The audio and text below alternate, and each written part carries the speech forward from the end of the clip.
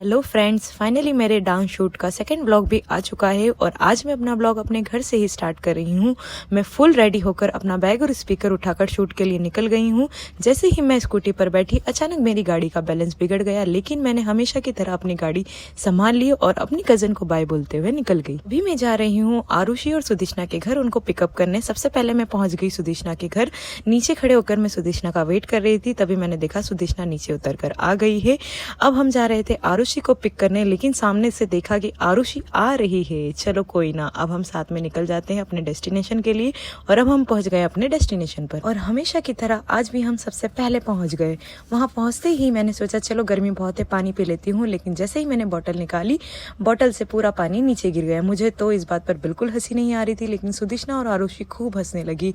मुझे समझ नहीं आ रहा था इन्हें किस बात की हंसी आ रही थी, लेकिन मैंने जब पूछा कि सुदेशना, आरुषि, तुम दोनों इतना क्यों हंस रही हो, तो बोली दीदी आप कुछ ना कुछ तो गिराती रहती हो, कभी आपकी गाड़ी गिर जाती है, कभी आपका स्पीकर गिर जाता है, और लो अब तो आपकी बोतल ही गिर गई, पूरा पानी फैला दिया आपने। अरे यार, बहुत देर हो गई वेट करते करते, कोई नहीं आया अभी तक। लेकिन आज इंतजार करने में बहुत मजा आ रहा था, क्योंकि जो मौसम था वो बहुत ही प्यारा था और हवाएं इतनी प्यारी चल रही थी। क्या नजारा था, वाह, मजा आ गया। नजारे देखते देखते अचानक मेरी नजर रोड पर पड़ी और मुझे स्कूटी पर मृदुला आंटी दिखी। मृदुला आंटी आते से ही मुझे स्माइल देने लगी और अपनी गाड़ी से कैप निकाली और मुझसे पूछने लगी कैसी लग रही हूँ मैं सोनम। तो मैंने बोला बहुत प्यारी। फिर से एक स्कूटी आते हुए दिखी मुझे और मुझे पक्का पता था इस पर कौन होगा, वही जिन्हें धूप बिल्कुल नहीं पसंद, नीलम आंटी। नीलम आंटी आते ही मुझे प्यारी सी निगाहों से देखने लगी और स्माइल करा। तभी मैं समझ गई कि नीलम आंटी मुझे देखकर पक्का मन में सोच रही होगी कि आज ये फिर से धूप में वीडियो शूट कराएगी। नीलम आंटी और मृदुला आंटी बातें करने लगी, तभी श्री ने अचानक आवाज लगाई, दीदी देखो एक और आंटी आ गई है। मैं समझ गई ये सुंदर लेडी तो रेखा आंटी ही हो सकती है, ये हमारी क्लास की मिसेस सुंदरी है। और इन्हीं के जस्ट पीछे जो आ रही आंटी हर उस लेडी के लिए बेस्ट एग्जाम्पल है जो उम्र का सोचकर अपनी लाइफ को बोरिंग बना देती है।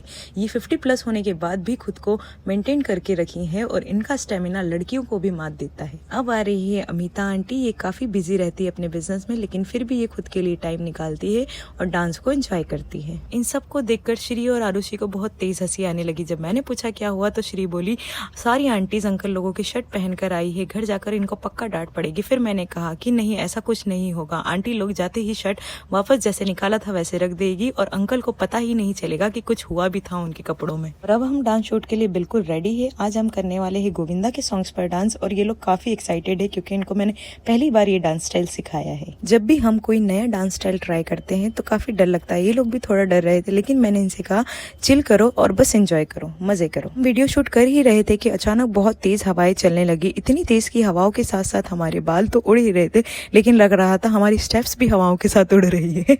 लेकिन मजा बहुत आ रहा था यार, बार बार रीटेक लेने में और बार बार बाल संवारने में। मेरी सारी लेडी गोविंदा हवा की वजह से रीटेक पे रीटेक लेने के बाद थक हार कर बैठ गई और आरुषि ये हालत टाइट हो गई। भाई साहब क्या हवा चल रही है, रोड पर पत्ते बिक रहे हैं, लेकिन अभी भी इनकी गोविंदा स्टाइल खत्म नहीं हो रही है। हमने सोचा बाहर तो वीडियो शूट कर ही लिया है, लेकिन क्यों ना एक क्लास में भी शूट किया जाए। क्लास में शूट करने के बाद जब मैंने दोनों वीडियोस को कंपेयर किया तो बाहर वाली वीडियो मुझे ज़्यादा बेस्ट लगी। और इसी के साथ मेरी लेडीज़ बैच का टाइम खत्म होता है और किड्स बैच शुरू होती है। बच्चों का दुआ सॉन्ग चल रहा है अभी और इसका भी शूट जल्द ही होने वाला है। बच्चे बैठकर सॉन्ग को लर्न कर रहे हैं और फील कर रहे हैं। आपको भी मैं उसकी एक झलक दिखाती हूँ, सुनिए बच्चों की वॉइस में दुआ सॉन्ग।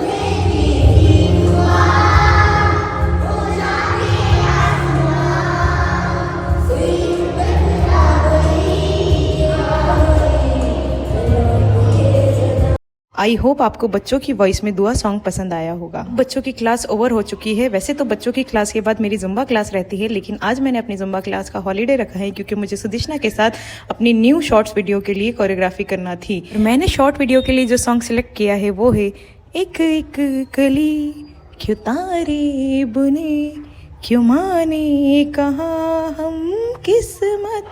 प्रैक्टिस करते करते हम तीनों को भूख लगने लगी और हमने सोचा क्यों ना बाहर जाकर कुछ खाया जाए। तो हम तीनों चले गए पानीपुरी खाने। पानीपुरी खाने हम गए थे कृष्णा पानीपुरी, जो कि बहुत फेमस है।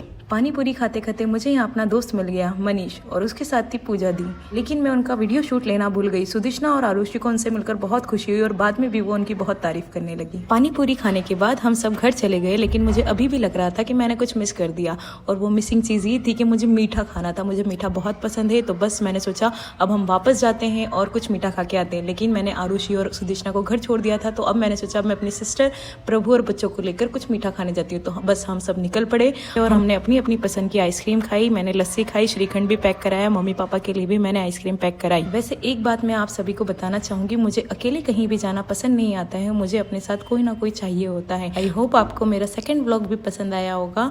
आप कमेंट सेशन में मुझे जरूर बताएं।